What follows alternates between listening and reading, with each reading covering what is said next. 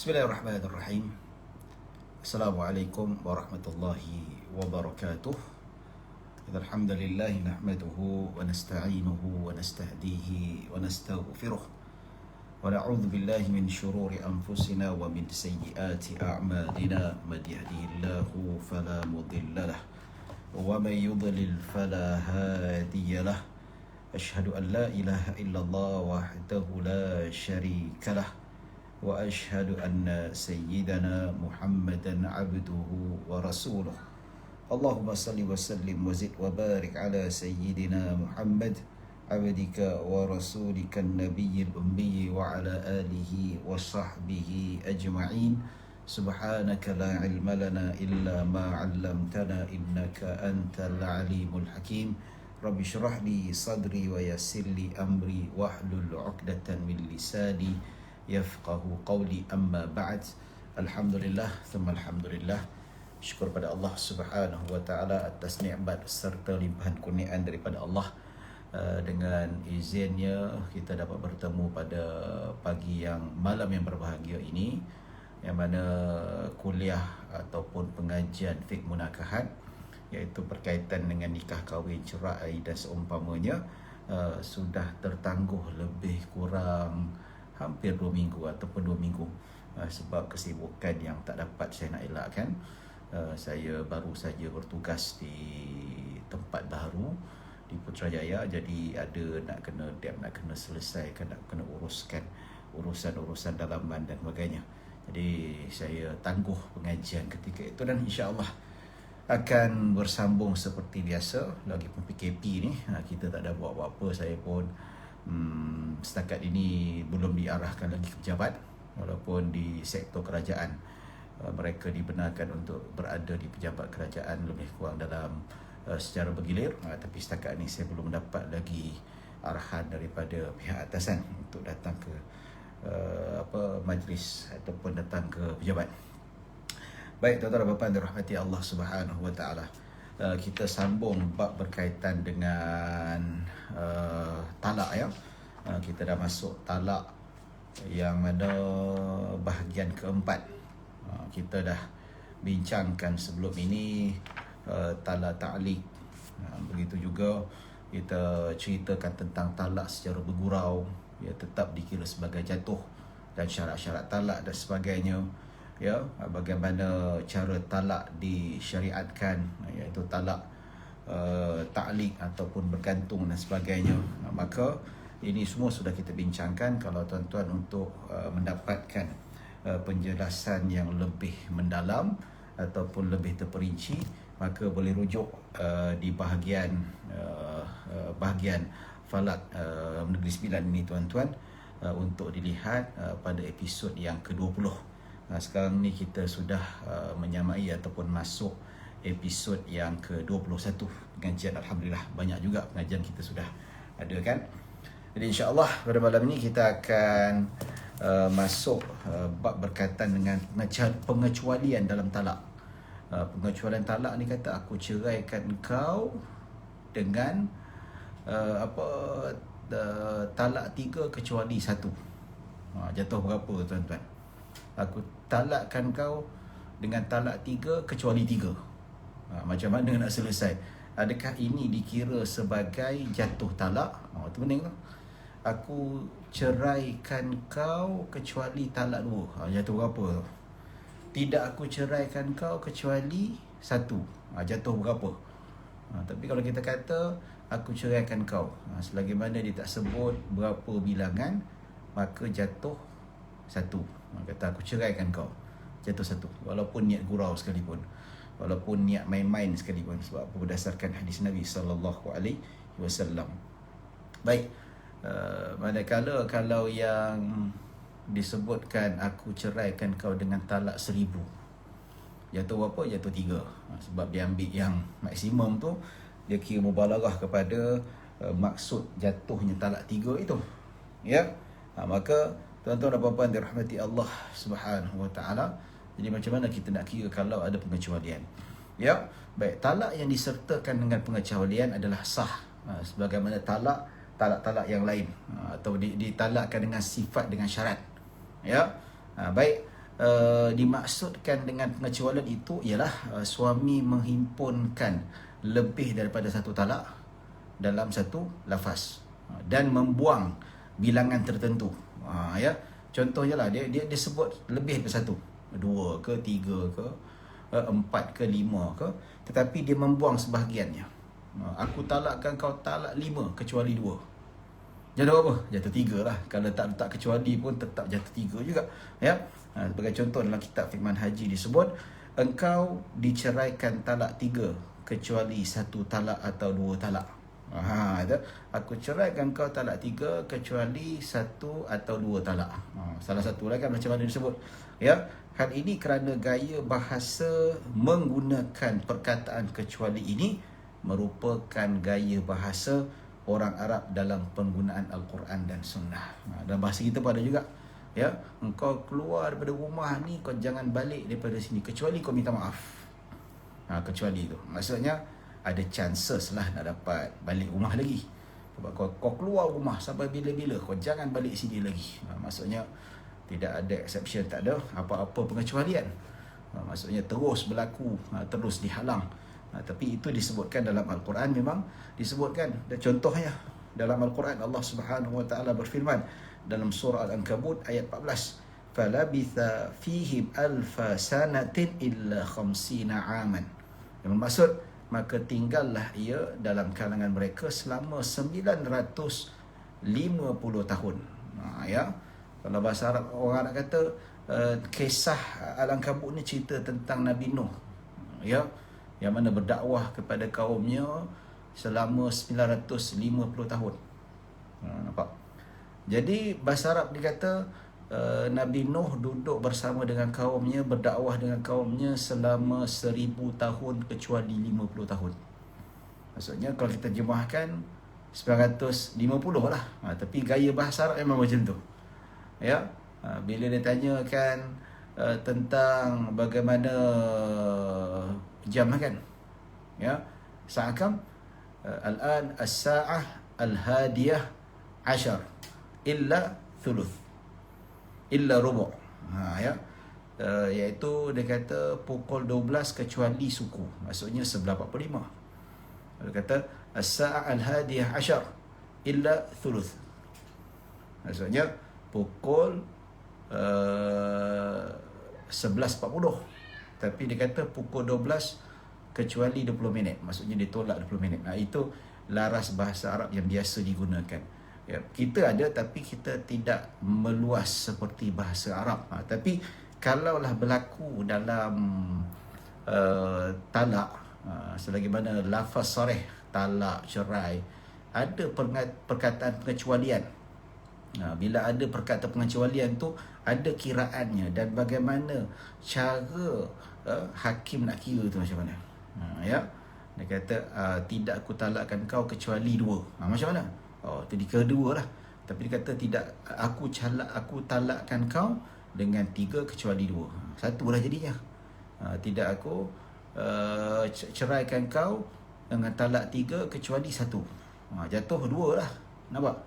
Jadi tuan-tuan dan puan-puan dirahmati Allah Subhanahu Wa Taala, pengecualian sah, ya, tapi jaranglah berlaku pada masyarakat kita.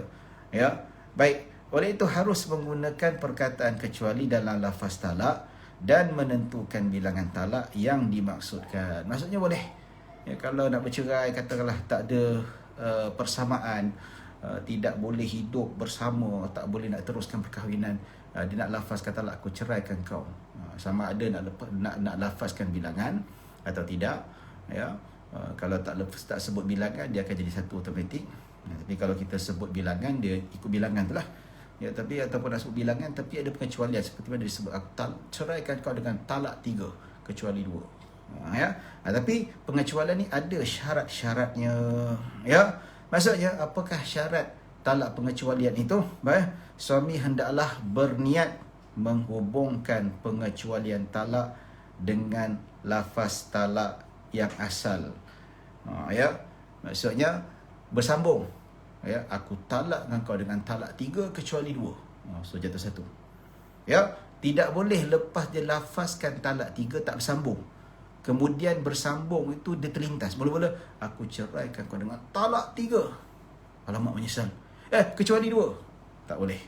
Dah jatuh 3 dah. Dia kena bersambung. Aku ceraikan kau dengan talak 3. Jatuh 3.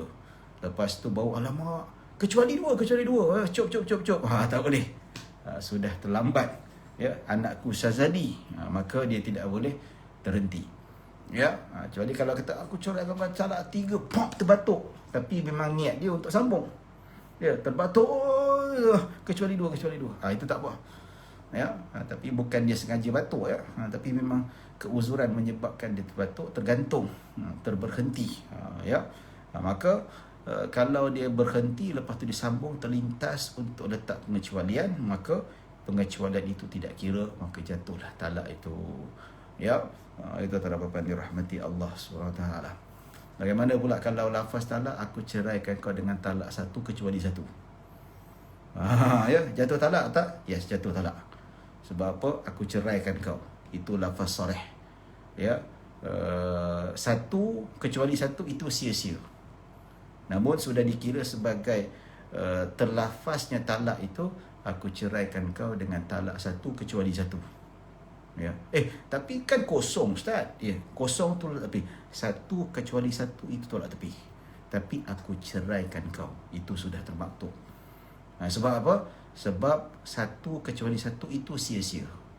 Yang tak sia-sia apa? 5 kecuali 2. 3 lah. Betul tak? 3 kecuali 2. 1 lah jadinya. Ataupun 3 kecuali 1. 2 lah jatuh. Jadi, itu. Jadi, pengecualian tidak boleh yang sia-sia. Baik. Lafaz pengecualian talak hendaklah bersambung dengan lafaz talak yang asal menurut pandangan umum. Ya, jika terdapat senggang, senyap, ya, disebabkan dia senyap sengaja, dia kata aku cerai dengan talak 3, senyap, ambil nafas sekejap, kecuali 2, tak boleh. Bila dia berhenti lama tu, ya, tapi kalau berhenti, aku cerai kau dengan talak 3, kecuali 2, kecuali dia berhenti dengan tarik nafas sekejap, itu tak ada masalah. Tapi yang memang ikut uruf manusia, ya, ikut pandangan umum, dia ni melalui 2 fasa perkataan. 1 dia berhenti, lepas tu dia bina ayat yang kedua. Maka pengecualian ini tidak sah. Baik. Yang seterusnya, jumlah talak yang dikecualikan tidak menghabiskan jumlah lafaz talak yang asal. Ya, macam tadi dah. Aku ceraikan kau dengan talak 1 kecuali 1. Ya, dia menghabiskan talak yang asal. Itu sia-sia. Doesn't give any meanings. Tak ada. Ya, jadi kita kata jumlah talak yang dikecualikan tidak menghabiskan jumlah lafaz talak yang asal.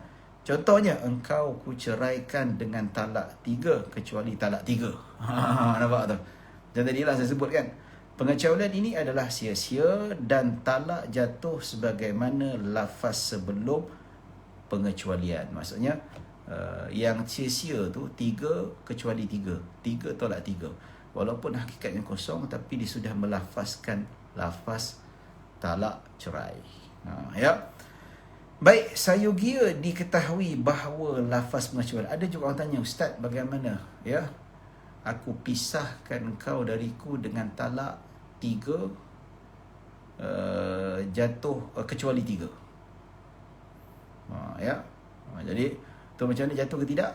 Sebab ada perkataan talak tu. Tetap dikira sebagai soreh. Ya. Maksudnya, kalau kata aku pisahkan kau daripada diriku dengan bilangan 3 kecuali 3. Jadi soreh ke jatuh ke tidak? Dia tak jatuh 3, ya.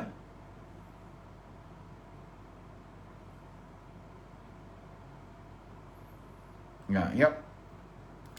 Okey. Minta maaf. Jadi bila dia sebut tentang macam tu, ya, dia kata aku pisahkan kau daripada diriku dengan bilangan 3. Jatuh talak tak? Itu dinamakan sebagai kinayah, memerlu pada niat. Kalau nak disah pada hakim, hakim tanya, apa niat kamu melafazkan aku pisahkan kau daripada diriku dengan bilangan 3? Itu maksud saya pisahkan saya itu pisah keluar dari rumah, hakim. Habis bilangan 3 tu maksudnya 3 hari, 3 jam, 3 minit. Ya, maka tak jatuh talak lah. Hakim mengambil pada hukum zahir. Ya, itu terdapat rahmati Allah Subhanahu wa taala.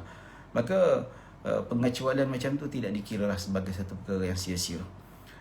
Sayugia diketahui bahawa lafaz pengecualian dalam ayat positif membawa makna negatif, manakala lafaz pengecualian dalam ayat negatif membawa maksud positif.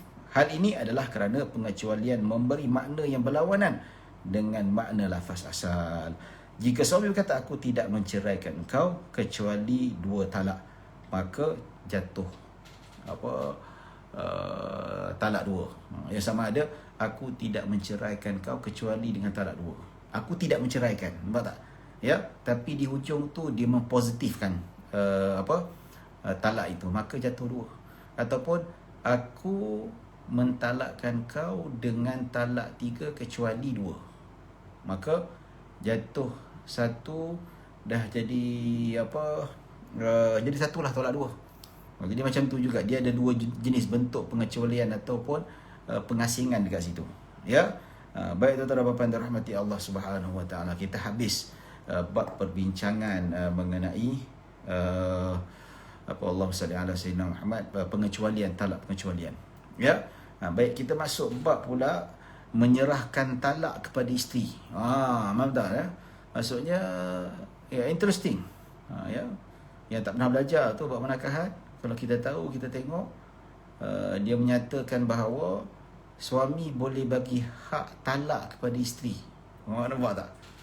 Biasa kalau kita dengar, si isteri tak ada kuasa talak, yang ada kuasa talak hanya suami sahaja.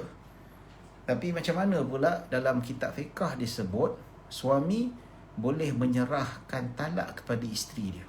Subhanallah. Ya, baik. Ya, suami boleh menyerahkan talak atau kuasa untuk menjatuhkan talak kepada isterinya. Ya. Maksudnya ini disebutkan dalam kitab fiqah. Penyerahan dan dalil insya-Allah kita akan sebutkan nanti. Penyerahan ini hanya sebagai pemilikan talak kepada dirinya. Maksudnya suami bagi kuasa talak untuk dirinya sendiri. Maksudnya dia serahkan kuasa talak tu isteri tu untuk mentalakkan diri isterinya sendiri daripada diri dia. Dia tak boleh kuasa talak untuk menceraikan orang lain. Ya, tak apalah yang abang bagi kuasa talak untuk awak ceraikan madu awak dengan saya. Itu tak ada. Ya, untuk dirinya sendiri. Ya, baik. Ada syarat-syaratnya. Ya, maksudnya ada syarat. Kita akan bagi misal. Contoh, syarat jatuh talak yang diserahkan kepada isteri. Pertama, talak itu hendaklah secara langsung, time tu juga immediately, on the spot, bukan tertangguh. Ya, contoh apabila esok tiba, ceraikanlah dirimu. Nampak tak? Tak boleh. Dia kata, okey, kalau kamu nak bercerai dengan aku, okey, aku bagi kuasa kau ceraikanlah diri kau dengan diri aku. Okey, saya kata, baik, aku menceraikan diri aku daripada diri engkau. Jatuh talak.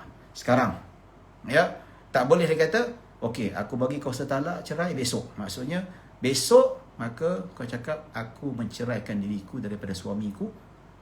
Besok tak boleh. Dia tidak. Dia kena immediately. So bila once suami dah bagi kuasa talak tu, dia kena berlaku time tu juga. Dia tak boleh, okey, abang tak cerai. Kalau nak bercerai, okey, abang bagi kuasa. Tak apa bang, bagi 5 minit bang, fikir dulu. Ya. Maka ya, tak boleh. Dia kena immediately. Sebab apa? Kuasa tu tak boleh pegang lama. Sangat-sangat cepat ikut uruf. Ya. Baik, kata, okey, kalau nak cerai, okey, aku bagi kau kuasa untuk talakkan diri kau. Macam tu, kalau itu yang memfikirkan, dengan ini saya Fulanah binti Fulan menceraikan diri saya daripada awak, iaitu Khairil binti Ali. Ya, aku jatuh talak. Tak boleh dia kata tunggu esok ke ataupun lepas setengah jam ke, maka itu tak boleh. Baik. Syarat kedua, suami yang menyerahkan talak itu mestilah yang mukallaf, yang akil balik, yang berakal, bukan safih, bukan gila dan sebagainya. Ya. Yang ketiga, isteri yang diserahkan kuasa talak untuk dirinya juga adalah isteri yang berakal, isteri yang mukallaf, yang bukan safih ataupun gila dan seumpamanya. Itu simple, ya. Baik, syarat yang keempat, ya, isteri hendaklah mentalakkan dirinya serta-merta sebaik diserahkan kuasa itu oleh suami dia. Ya? Okey, kalau kamu nak ceraikan diri kau, aku serahkan kau. Time tu juga tak boleh. Bang, 5 minit bang, tak boleh. Ya. Dia ikut dalam bersambung. Berhenti kejap tak apa, beberapa saat. Tapi kalau sampai dah 30 second, 1 minute, maka itu tidak dikira sebagai puasa yang masih lagi valid. Itu sudah dikira batal. Ya. Baik, jika isteri menangguhkan sekadar tempoh yang memutuskan ijab dan kabul. Ya, macam kita belajar macam mana? Ikut uruf lah. Berhenti berapa lama, berhenti berapa saat dan sebagainya. Berhenti yang ikut urufnya terputus. Ya. Maka penceraian itu tidak sah. Ya. Baik, hal ini firman Allah dan Nabi SAW memberi pilihan kepada isteri-isterinya sama hidup kekal bersama-sama ataupun berpisah. Ini tuan-tuan pernah berlaku krisis antara Nabi dengan isteri-isteri baginda SAW. Ya. Maksudnya isteri Nabi ni kata, yalah, ya manusia biasa, kita tak boleh nak salahkan isteri Nabi ni, manusia biasa. Dan sebagai manusia biasa, isteri Nabi juga melakukan kesilapan. Bila kita kata insan yang melakukan kesilapan ini tuan-tuan, maka tidak hairanlah kalau perkara ini berlaku pada isteri Nabi.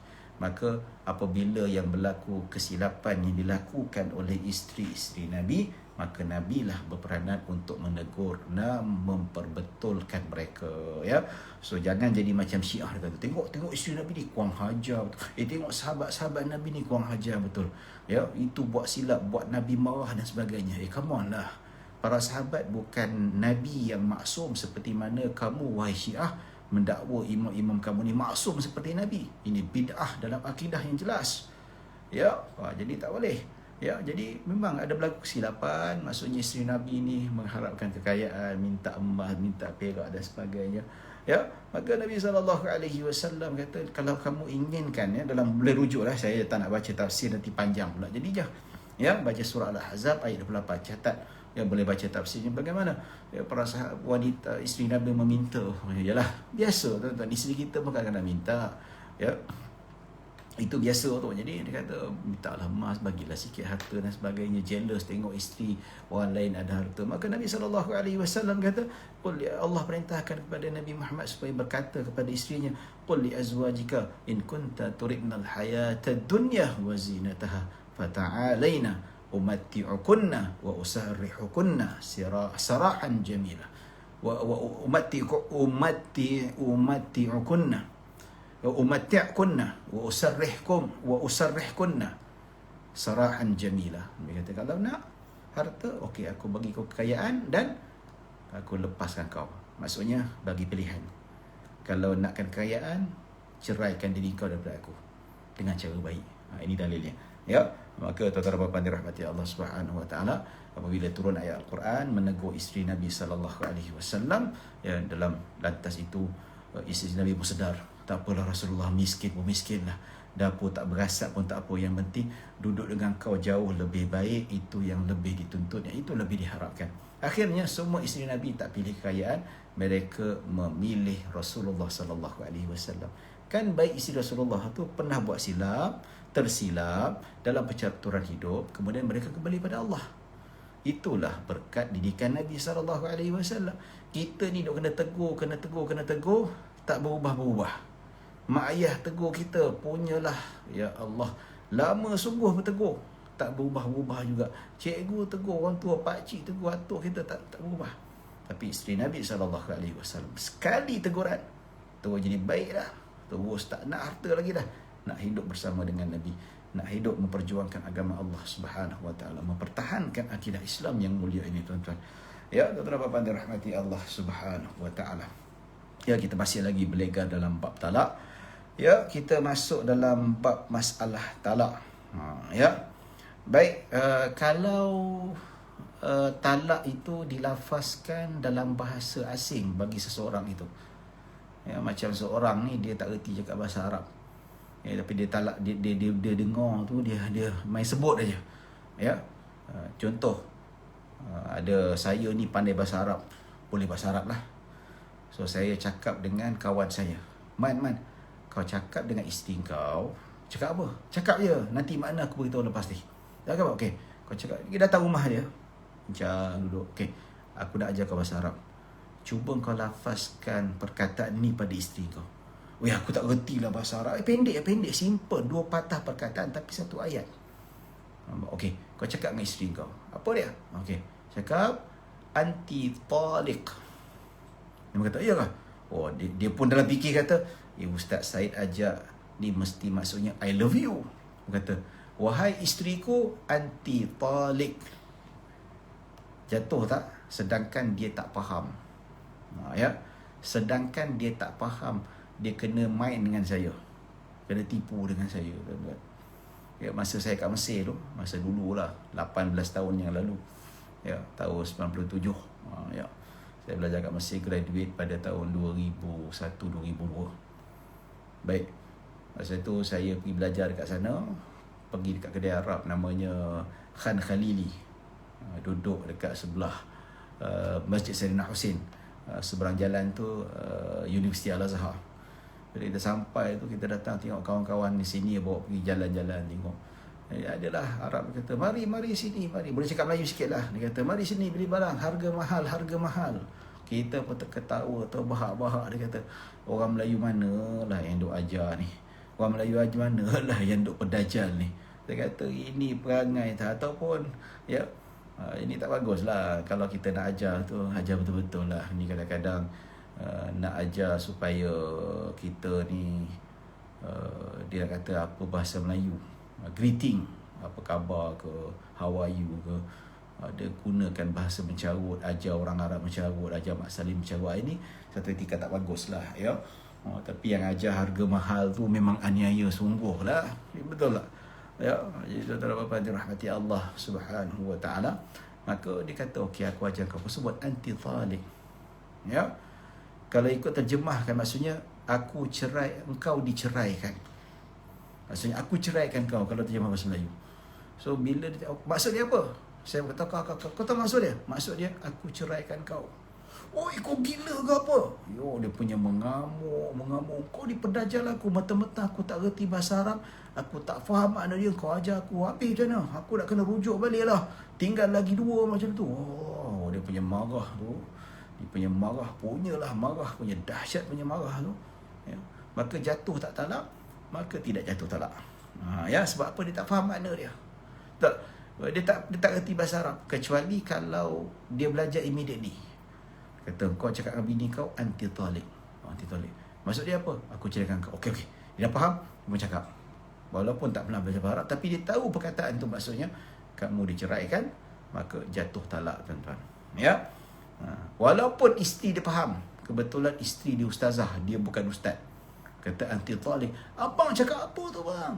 Abang, kau ni aja Ustaz Syed aja. Abang ingat maknanya I love you. Tak, maksudnya abang ceraikan saya. Isteri faham, tapi suami tak faham. So hukum macam mana? Kembali kepada pelafaz itu sendiri. Ya.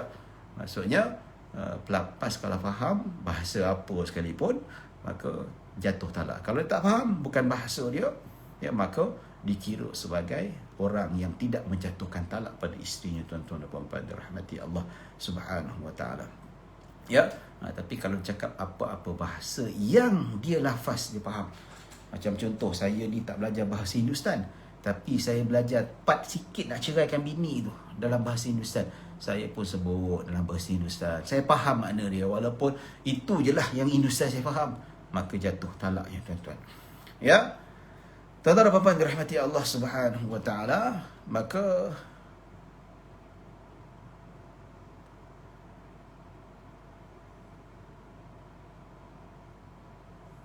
okey. Kalau lafaz dengan bahasa sendiri, bahasa Melayu, saya orang Malaysia, bahasa Melayu, bahasa ibunda saya, ya, dilafazkan. Ya, aku tak perlu pada niat, dia tetap jatuh sebab dipahami, dan itu lafaz sahih. Kecuali kinayah tidak memerlukan lafaz yang sahih. Ya, tuan-tuan dan puan-puan dirahmati Allah Subhanahu wa taala. Baik, seandainya suami berkata pada isterinya, aku tercerai daripadamu, dengan niat menceraikannya, maka jatuh talak. Ya. Namun begitu, jika tidak disertai dengan niat cerai, talak tidak jatuh.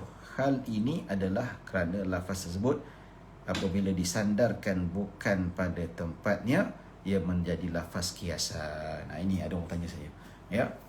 Okey, ada kata, Ustaz, aku tercerai daripada kehidupanmu. Aku tercerai daripada engkau. Ustaz, lafaz data tu talak. Kalau dibukakan dalam kitab, Ya, maksudnya itu dikira sebagai kinayah.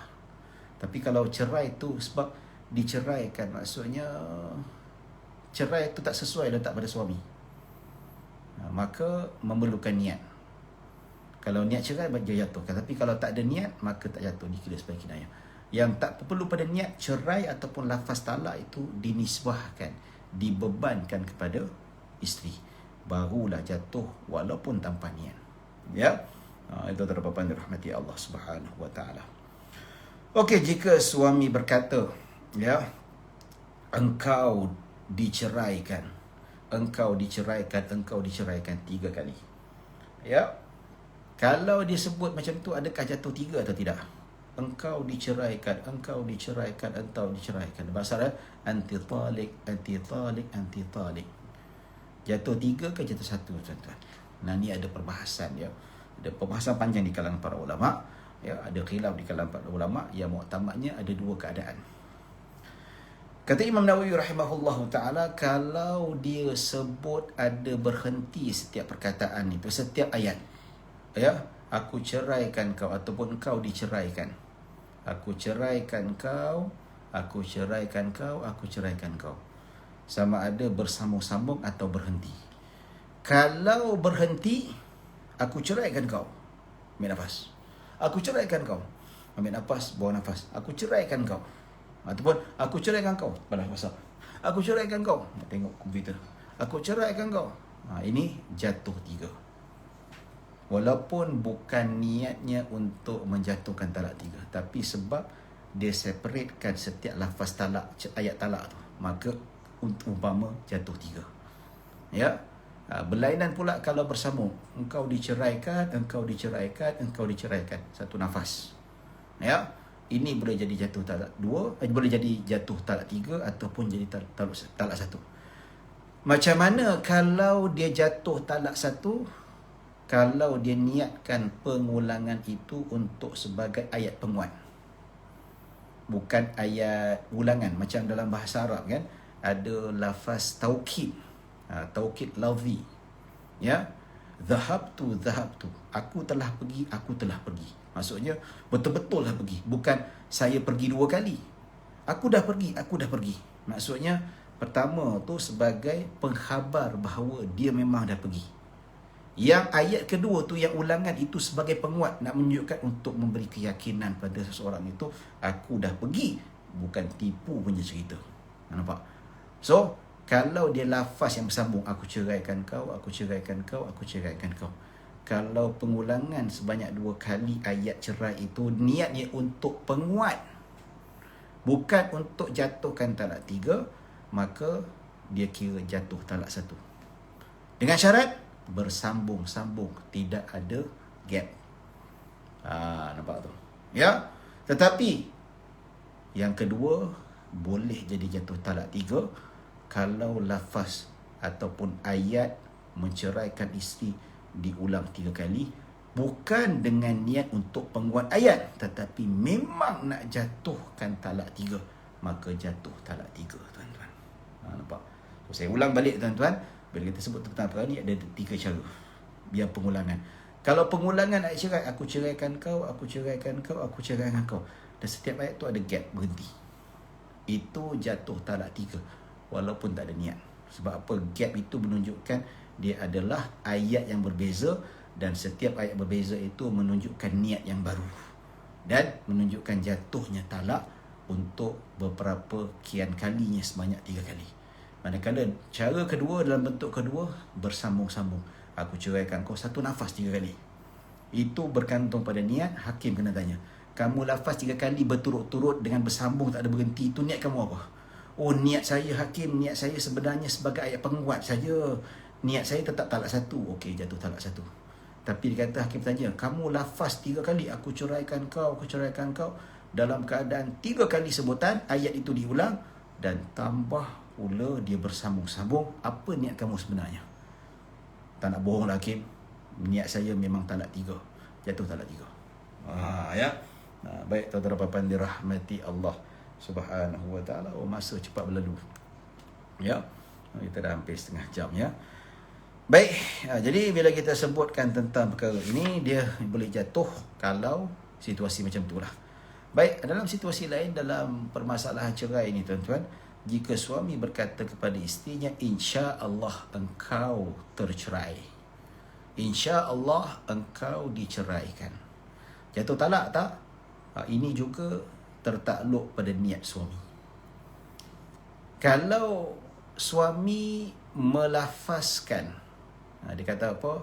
Insya Allah engkau diceraikan, itu tidak, maksudnya mengikut pada kehendak Allah. Ya, kalau dia kaitkan perbuatan cerai itu dengan kehendak Allah, maka tidak dikira sebagai jatuh talak. Pasal apa? Sebab kehendak Allah kita tak tahu. Betul tak? Siapa tahu kehendak Allah? Tak tahu. Saya mati bila tak tahu, tuan-tuan mati bila tak tahu, bila siapa coronavirus ni bila nak belah tak tahu, bila kita ni akan bebas daripada new normal dan sebagainya kita tak tahu, bila masjid buka tak tahu, kita tak tahu kehendak Allah. So bila kita kata insya-Allah aku ceraikan, so bila digantungkan dengan kehendak Allah, dia tak tahu bila nak berlaku. Kita menggantungkan, kita tak pastikan dia, maka tak jatuh. Tapi ulama kata, kalau kata aku ceraikan kau insya-Allah, insya-Allah tu bukan bermaksud menggantungkan perbuatan itu dengan kehendak Allah, tapi untuk mengambil berkat. Ya, faham Mengambil berkat dengan nama Allah, ya, dengan kehendak Allah, maka jatuh talak. Dia nak berkatkanlah, contohnya dia nak memberkatkan perceraian itu, dia kata insya-Allah, maka jatuh talak. So ada dua situasi. Kalau dikaitkan insya-Allah engkau diceraikan, itu dikaitkan, digantungkan dengan kehendak Allah, tak jatuh talak. Sebab apa? Tak ada siapa tahu kehendak Allah apa yang akan terjadi. Hanya Allah saja yang tahu. Nabi pun tak tahu, tuan-tuan.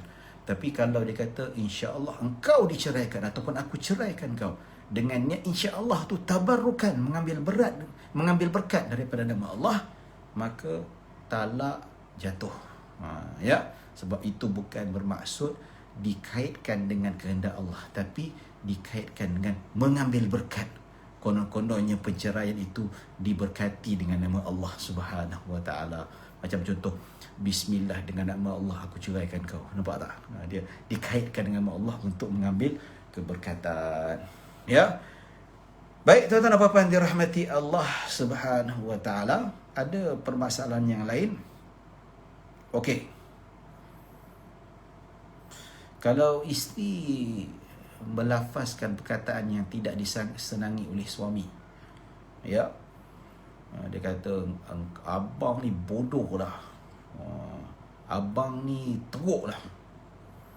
So suami kata, kalau jika aku seperti mana yang engkau katakan, maka engkau tercerai, engkau ditalakkan, maka engkau dijatuhkan talak. Jatuh talak tak?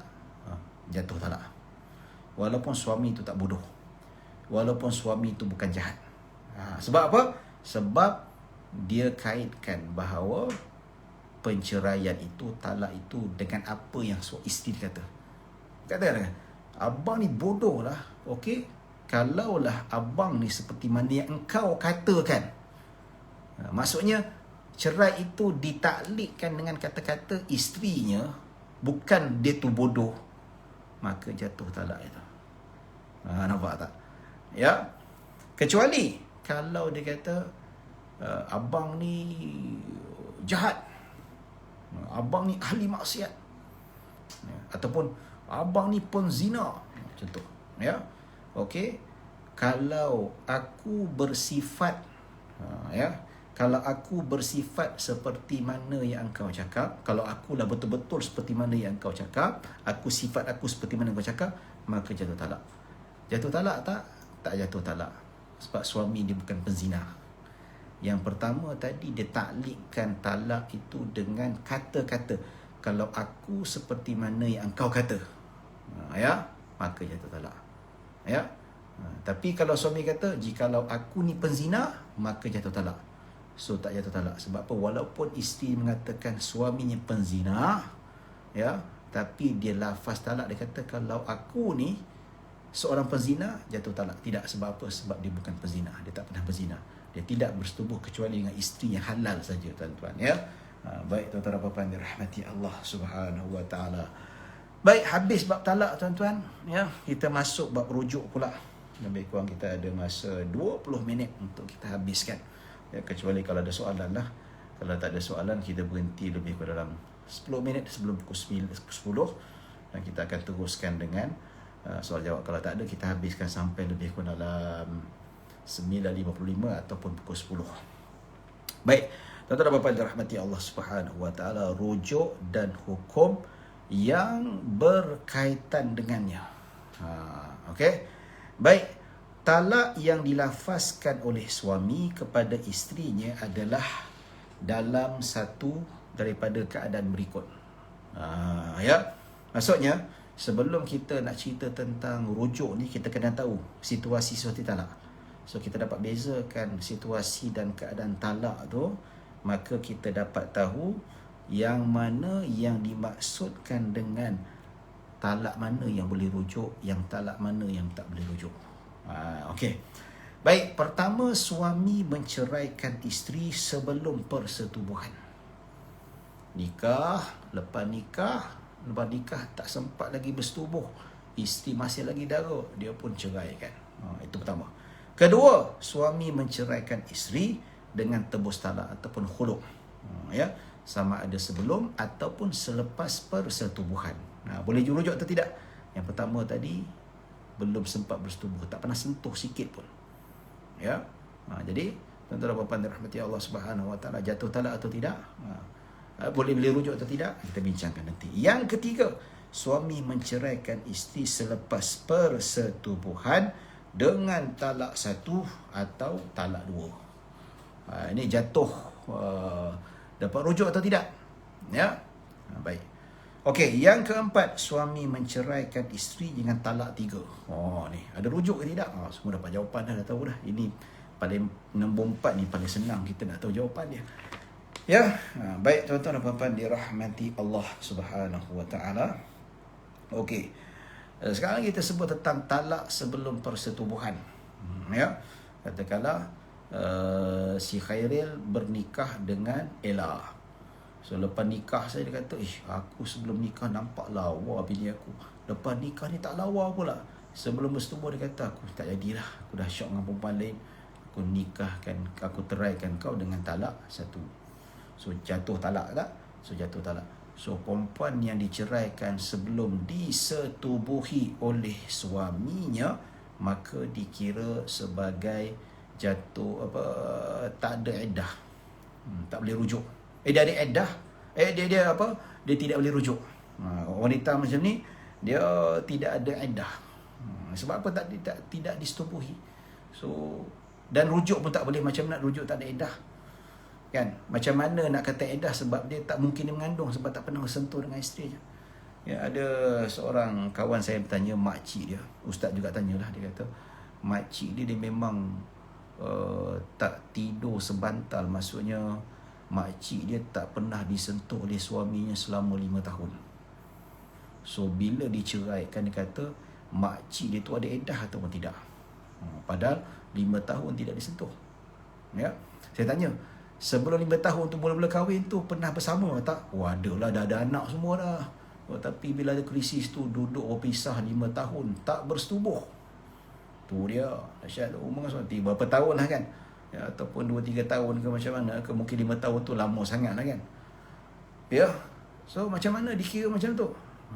Dia kira macam tu, adakah ada iddah? Tetap ada iddah. Sebab apa? Pernah disetubuhi. Ya. Sebab disebut sebab apa? Yang tak ada iddah, yang tak boleh rujuk, yang tidak pernah disetubuhi langsung. Tapi yang jenis 2-3 tahun tak duduk sepumbung, tidak disetubuhi, tidak disentuh oleh suami, walaupun bercerai, walaupun sebelum tu tak hidup, tak pernah bersetubuh, tak memungkinkan mengandung, tetap juga kena ada iddah dan boleh rujuk. Ya. Dalilnya apa? Dalil daripada surah Al-Ahzab ayat 230, ayat 49. Yang mana Allah Subhanahu wa taala berfirman, ya ayyuhalladzina amanu idza nakahtumul mu'minati thumma talaqtumuhunna min qabli an tamassuhunna fama lakum 'alaihinna min 'iddatin ta'taddunaha. Ya Allah, wahai orang-orang beriman, jikalau kamu menikahi golongan-golongan wanita yang beriman, kemudian kamu menceraikannya sebelum kamu menyentuhnya, maka tidak ada bagi kamu ke atas mereka iddah untuk mereka menghitungkannya. Maksudnya tak ada iddah. So tak ada iddah, tak ada rujuk. So once dia ceraikan je oleh suaminya yang tak pernah setubuh dengan dia, besok lagi nikah dengan lelaki lain, dapat lelaki yang lagi handsome, kaya, terduduk, alamak macam mana nak buat. Ya. Baik. So talak yang suami tak pernah sentuh dia tetap dikira sebagai tidak ada iddah dan tidak boleh rujuk. Itu yang pertama. Yang kedua, penceraian dengan tebus talak. Ya. Maksudnya suami tak ada apa-apa sebab tebus talak ni biasa apa tuan-tuan? Ini biasa kalau kes kat mahkamah, kalau perempuan ni dia jumpa kekasih lain. Ya tak? Ya, hakim tak boleh nak fasahkan nikah. Hakim tak boleh paksa si suami untuk jatuhkan talak. Tak ada sebab. Suami baik, tak nusyus, tak tanggungjawab. Tapi sebab isteri ni dah syok dengan lelaki lain. Ini kes. Khuluk ni berlaku kat mahkamah ni tuan-tuan, banyak disebabkan wanita dah syok dengan lelaki lain. Nampak? Ya. Jadi ini bila kita sebut ni tuan-tuan, khuluk ni macam mana? Isteri kata, okey, aku nak kau ceraikan aku bagi kau dengan harta RM10,000. Suami setuju? Okey, khuluk, dia bagi RM10,000. Sama ada dah bersetubuh ke ataupun belum bersetubuh. Maka penceraian seperti ini, ya, tebus talak, maksudnya tidak ada rujuk sama sekali. Tapi si isteri ada iddah tak? Ada iddah. Tetap ada iddah. Bagi isteri sudah disetubuhi atau pernah disetubuhi oleh suaminya, kemudian tebus talak, isteri tetap ada iddah. Ikut beberapa kaedah iddah itu sendiri. Kemudian barulah habis iddah, baru kahwin dengan nikah lain. Ya, walaupun ada iddah, tapi suami tak boleh rujuk. Kalau nak bersatu balik boleh, tapi dengan nikah yang baru, akad nikah yang baru dengan mas kahwin yang baru. Itu baru sah. Kena ada cukup 5 rukun tu lah. Ya, dan juga wajib-wajib pernikahan yang lain. Ya, tuan-tuan dan puan-puan dirahmati Allah Subhanahu wa taala. Ya, jadi yang pertama, yang kedua iaitu tak ada rujuk. Yang pertama tadi tak ada rujuk dan tak ada iddah bagi si isteri. Yang kedua, bagi si isteri ada iddah tapi suami tak berhak untuk rujuk, tak boleh. Boleh nak rujuk boleh, tapi dengan nikah, akad nikah yang baru, dan mesti ada mahar yang baru. Ya. Baik. Yang ketiga, jenis penceraian. Penceraian talak 1 atau talak 2 selepas persetubuhan. Ini biasalah. Dah pernah bersetubuh, krisis, bercerai. Talak 1, talak 2. So, selagi mana isteri dalam keadaan iddah, dia boleh untuk dapat rujuk balik. Selagi mana isteri dalam iddah, ya. Itu adalah bapa rahmati Allah Subhanahu wa taala. Dan yang keempat, yang keempat itu talak 3. Talak 3 tidak ada maaf ya. Talak 3 memang tak boleh, memang tak ada rujuk, tapi isteri ada iddah. Sama juga macam khuluk. Dan tak boleh nikah, dia kena ada 5 syarat nak nikah balik. Sebabnya isteri yang sudah ditalakkan oleh suami sebanyak talak 3, dan suami nak kembali pada bekas isterinya tak boleh kena melempasi 5 rukun ini. Ya. Baik, tuan-tuan bapa yang dirahmati Allah Subhanahu wa taala. Ya, cara rujuk. Cara rujuk dalam mazhab Syafi'i lafaz. Ya. Aku rujuk agar kau kembali pada perkampuan aku rujuk engkau ke pangkuanku atau perkahwinan dan perkahwinanku. Ya, abang nak rujuk dengan awak lah, ini cukup. Dalam mazhab Syafi'i lafaz sudah memadai. Kalau mazhab Hanafi bersetubuh ringan, contohnya cium ke peluk ke apa, itu sudah dikira rujuk. Kalau mazhab Syafi'i tidak, dia kena lafaz. Sebab apa? Dia sama dikiaskan dengan hukum akad nikah dengan cerai. Sebab apa? Akad nikah kena dengan lafaz bagi mereka yang mampu untuk melafaz, manakala mereka yang nak bercerai pun kena lafaz juga, tak boleh dalam hati. So kalau nikah dengan lafaz, talak mesti dengan lafaz bagi mereka yang boleh bertutur, maka rujuk kena lafaz jugalah.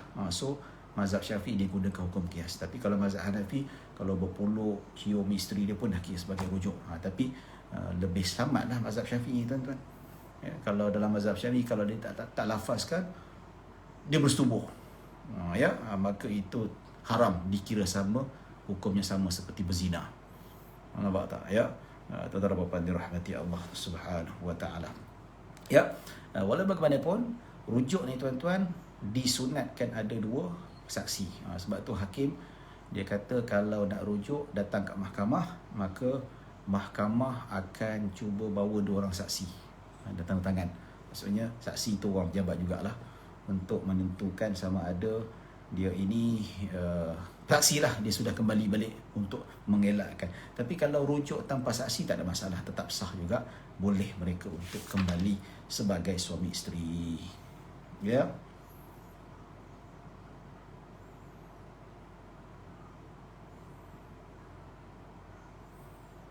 Okey, tuan-tuan dan puan-puan dirahmati Allah Subhanahu wa taala. Penceraian dengan talak 3. Ya. Penceraian dengan talak 3 boleh kembali balik tak? Not simply easy macam tu. Ya. Bukan semudah seperti itu. Tu dia. Ya. Baik, tuan-tuan dan puan-puan dirahmati Allah Subhanahu. Bab yang terakhir lah sebelum hari Jumaat kita masuk bab ilak. Nanti kita masuk insya-Allah. Ya. Okey, apabila si suami sudah mentalakkan isteri dengan talak 3 ataupun berlaku penceraian sebanyak 3 kali, maka tidak ada rujuk bagi suami untuk mengembalikan isteri ke pangkuannya. Tidak ada rujuk. Sama sekali tidak. Tapi isteri ada iddah tak? Ya, ada iddah. Nak kahwin dengan lelaki lain, kena tunggu habis iddah. Baik. Okey. Tapi suami nak kembali balik kepada isterinya, nak bawa balik isteri kehidupan, kena melalui 5 syarat ni. Ya. Baik, pertama, iddah dengan bekas suaminya telah berakhir. Maksudnya boleh berkahwin balik, ya, dan dengan menyempurnakan 5 syarat ni. Maksudnya iddah dengan suami telah berakhir. Maksudnya iddah dengan bekas suami sudah berakhir. Kedua, berkahwin dengan lelaki lain. Maksudnya selepas talak 3 tu, so iddah dia dengan bekas suami dia yang tadi tu, yang menceraikan talak 3 tu habis. So habis, lepas tu berkahwin dengan lelaki lain. Dia berkahwin dengan lelaki lain secara biasa. Ya, bukan paksaan dan seumpamanya. Ya, maka dia berkahwin dengan cara yang biasa. Iaitu yang kedua. Lelaki lain lah, bukan bekas suami tu, lelaki lain yang boleh dinikahi, yang bukan haram dinikahi. Ketiga, disetubuhi oleh suami barunya dengan sempurna. Betul-betul kalau bak kata masuk betul-betul lah, merasai nikmatnya. Bukan masuk lepas tu kena tolak. Tak, betul-betul bersetubuh, merasai nikmatnya betul-betul. Berapa tu. Dan ketiga, suami baru itu menceraikan dia ataupun meninggal dunia. Dan kelima, suami iddah sudah melepasi dengan suami keduanya. So melepasi kelima-lima syarat ini, maka barulah boleh suami yang menceraikan bekas isteri yang talak 3 tu baru boleh kahwin balik. Saya ulang balik. Pertama, selepas perempuan itu ditalak 3 oleh suami dan suami tidak boleh berkahwin dengan dia kecuali wanita itu melalui 5 syarat ini. Pertama, iddah dengan bekas suami yang mentalak 3 kan dia habis. So bila talak 3 dah habis, dia pun berkahwin dengan suami baru dia. Ya, itu talak kedua. Kahwin dengan lelaki yang boleh dikahwini. Dan ketiga, wanita itu dirasai oleh suami barunya. Bersetubuh betul-betul. Ya, bukan sekadar celup satu saat, tidak, setubuh sampai dua-dua merasa, sampailah suami ni merasai, menikmati, rasa puas betul lah. Ya. Dan keempat, ya, mestilah dia apa kata orang tu, suami yang baru itu menceraikan dia ataupun suami baru itu meninggal dunia. Dan kelima, syaratnya selepas menceraikan atau meninggal dunia, iddah wanita itu dengan suami nombor 2-nya dah habis. Sama ada iddah cerai ataupun iddah meninggal dunia. Kalau iddah cerai, tengok 3 kali suci. Ya, kalau wanita yang apa? Kalau wanita yang menopause, iaitu 3 bulan. Ataupun wanita yang belum ada haid, ya, maka 3 bulan. Kalau wanita yang meninggal dunia, 4 bulan 10 hari. Ya, kalau yang mengandung, sampai dia melahirkan anak. Lepas tu barulah dia boleh kembali kepada bekas suami yang pertama dahulu. Ya. Baik, tuan-tuan dan puan-puan dirahmati Allah Subhanahu wa taala, ya. Maka habis bab talak, tuan-tuan. Bab rujuk kita pun dah habis juga. InsyaAllah, ya, kalau nak cerita bab rujuk ni panjang cerita dia lah. Maksudnya ada perbahasan-perbahasan yang panjang, tapi kita ringkaskan saja. Ya, insya-Allah pada hari Jumaat nanti, lusa kita akan masuk bab berkaitan dengan ila, ya, insya-Allah. Baik. Ni ada 2 soalan. Irfan pun ada soalan ni. Allah. Saya harap Irfan ni kalau banyak tanya soalan tentang kahwin ni, mudah-mudahan dia kahwin cepat. Ya, insya-Allah lah, mudah-mudahan dia rajin tanya soalan tentang fiqh munakahat ni. Mudah-mudahan berkat dia banyak bertanya ni, Allah temukan jodoh dia. Ya, tuan-tuan yang tengok ni tolong doakan sahabat saya Muhammad Irfan bin Abdul Rani. Ya. Baik. Okey, soalan. Ya, jika ingin bagi penceraian secara khuluk, jika ingin bernikah semula dengan suami yang sama, adakah perlu bagi suami menunggu iddah isteri tamat, ataupun boleh bernikah tanpa menunggu iddah tamat? Ya. Ya, sebelum saya jawab soalan ni, tu ada yang mendoakan Irfan tu amin. Insya-Allah, mudah-mudahan. Yang tak tulis komen amin tu boleh sebut dekat depan skrin.